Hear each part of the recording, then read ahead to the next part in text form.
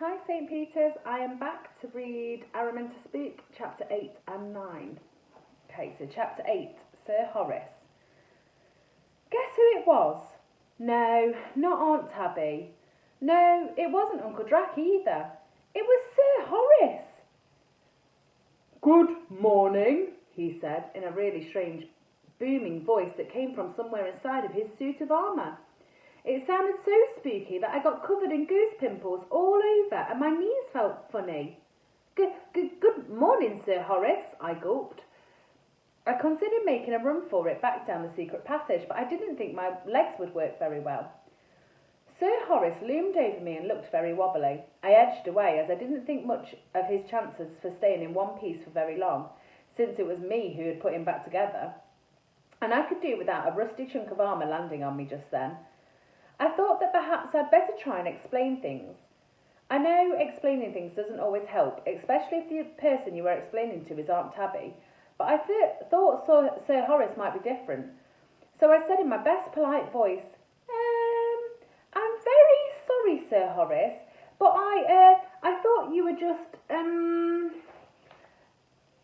a mouldy old rust bucket. Sir Horace finished my sentence for me, which Aunt Tabby says is very rude. I mumbled, trying to remember what else I had called Sir Horace when I was putting him back together. In fact, I still thought he was a mouldy old rust bucket, but I hadn't expected him to be a talking rust bucket. I thought I'd better check out the ghost situation with Sir Horace, so I asked him, "Are you a ghost as well?" As well as what? He boomed. Ah, as well as being a knight of the realm, you mean? Why, yes, Miss Spook, indeed I am a ghost. The ghost of Sir Horace Harbinger of Hernia Hall at your service. He made a sweeping bow. 3 bolts fell from his neck and rattled down the stairs. Wow, that meant he was my second ghost. What were the chances of that? Of course, it was typical, I thought. I spent years looking for a ghost and then 2 come all at once. And just as Aunt Tabby is about to throw me and Uncle Drac out of the house too. But it all made sense to me now. Sir Horace never stayed in the same place for very long, and I'd always thought that Aunt Tabby moved him around at night as a sort of joke. It would just be the sort of joke that Aunt Tabby would like. But now I understood. Sir Horace moved himself around. I'm really sorry about your helmet. Your head, I said, trying not to remember how I'd kicked it all the way down the stairs. I hope he didn't remember either. Got a terrible headache, said Sir Horace.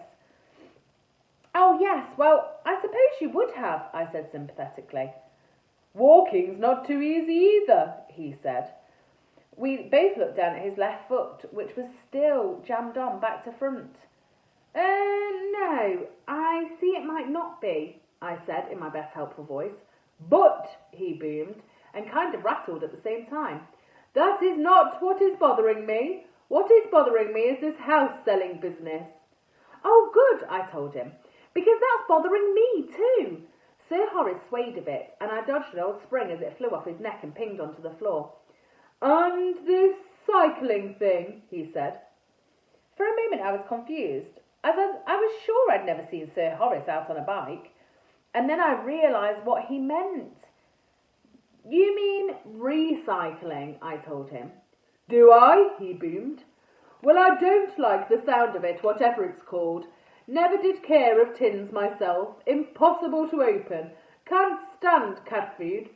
And then with a horrible, teeth-on-edge creaking noise, Sir Horace stood up as straight as he could, which was not very straight at all, and took a deep breath.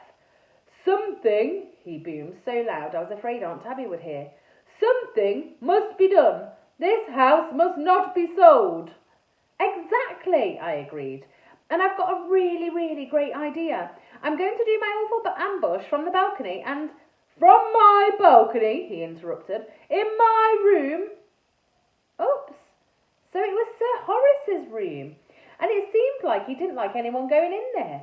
I could understand how he felt, as I don't like Aunt Tabby going into any of my bedrooms either. She always manages to mess something up. I thought I ought to explain. I'm sorry, Sir Horace, but I found the key in your foot, and... But he interrupted again. I know, he said, wiggling his left foot about as though he had pins and needles in it, which I knew for sure he didn't, as I'd already emptied it out and all I found was the key. I remember that very well. I had my head back on then. I'm really sorry, I said. Would you like your key back? Sir Horace shook his head very slowly, and it made a horrible grinding noise like a pepper mill. Please keep the key, Miss Spook, he said. I would be very pleased for you to use my balcony for your awful ambush. I have done many awful ambushes from there in years gone by. They can be very effective. I will ask my faithful page, Edmund, to assist you. Ah, so that was who Edmund was, I thought. Thank you very much, Sir Horace, I said. You are most welcome, Miss Spook, he replied, and bowed low. Careful, I shouted, but it was too late. Sir Horace's head fell off and rolled along the corridor. I caught it just as it started bouncing down the stairs, but unfortunately Aunt Tabby saw me as she was attacking some spider webs on the landing below. Haven't you put Sir Horace back together yet, Araminta? She snapped at the same time as she made 100 spiders homeless. Aunt Tabby liked making spiders and people homeless. Nearly finished, Aunt Tabby, I told her, and I rushed back to find Sir Horace. He was sitting on the bottom step looking surprised. Well, I think that's how he was looking, although it was quite hard to tell. I put his head back on. I was more careful this time. I could tell it had gone on the right way, as there was a little click when it settled on his shoulders. Oh, that's better, he said. That crick in my neck has completely gone. He moved his head about, and it didn't make the peppermill noise anymore. I felt pleased.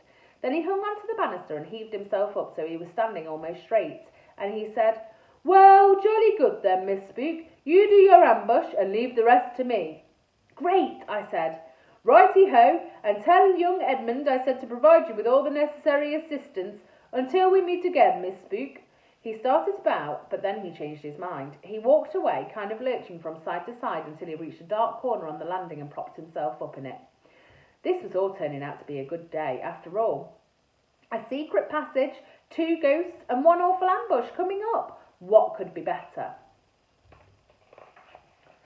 Chapter 9, or Ambush Kit. You need lots of stuff for an awful ambush, and most of the things I needed were bats. Lots and lots of bats.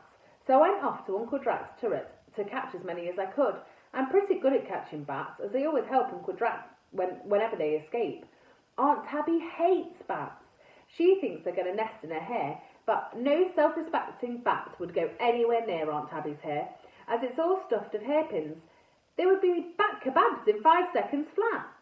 Anyway, I found my bat sack, and as soon as I was crawling very carefully along the rafter at the top, Uncle Drac was fast asleep, snoring in his sleeping bag, which was hung from the rafters and swayed with each snore. There was a crowd of bats fast asleep all around him, although I don't think the bats were snoring, or perhaps I just couldn't hear them. Maybe bat snores are too high-pitched for humans to hear. Here, bats, I whispered, and I scooped up as many as I could and stuffed them into my sack. The bats didn't mind. They liked my bat sack. Well, all except Big Bat, who does not like anything, as he's a grumpy old bat.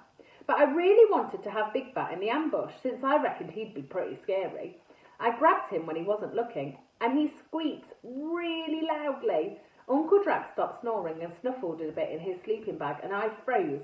I really didn't want to wake him up, as I knew he would not let me have any of his precious bats, even if they were going to save the house from lots of people who wanted to take it away from us. Uncle Drac's bats are more important to him than anything else in the world. When I had enough bats, I took them all down to Sir Horace's room and left them roosting in the dark. They looked really happy. The next thing I needed for the awful ambush was strawberry jelly. This was more difficult, as I had to go back into Aunt Tabby's territory. I had to get the 4th kitchen on the right, just past the boiler room. I zoomed by the boiler room at the top speed and didn't see Aunt Tabby anywhere, although there was a pile of soot in the corner, so I knew she'd be around soon to sweep it up. In no time at all, I was in the 4th kitchen on the right, just past the boiler room, and I'd found what I was looking for. A giant box of extra sticky strawberry jelly. I made 2 buckets full of strawberry jelly and was slowly slopping my way along the basement corridor with them, when sure enough I heard Aunt Tabby. Is that you, dear? She called out. I don't like it when Aunt Tabby says dear like that through gritted teeth. It always means trouble. I sped up as fast as I could, but it was too late. You can never escape Aunt Tabby, however hard you try. As I splashed past the open door to the boiler room, the large pile of soot spoke to me. Well done, dear, said the pile of soot. It's very sweet of you to clean your bedrooms. It makes such a difference if people see a nice, clean house. I just hope they get to see a nice, clean boiler as well. The pile of soot shook itself, and I could see it was really Aunt Tabby with a broom. You know, I have a funny feeling that these people would be just right for the house, she said.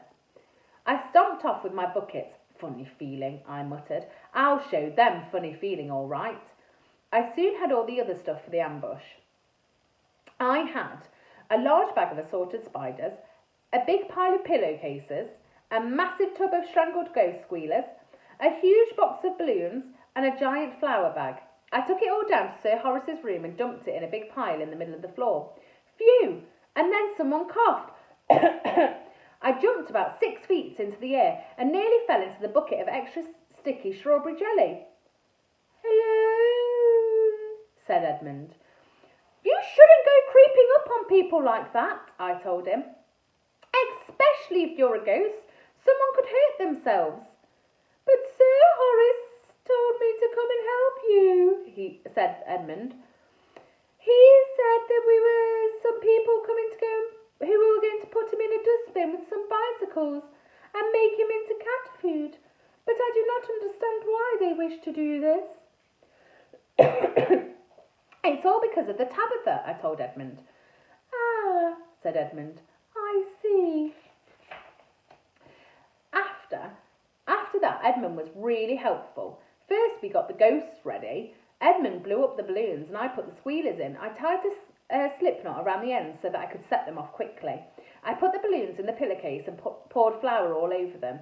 And then I opened the fireplace and Edmund wafted the ghosts out onto the balcony. Next, I scooped up all the spiders out of the spider bag and hung them from the bars of the balcony. It was perfect. They dangled just above the place where people always stopped with their mouths wide open.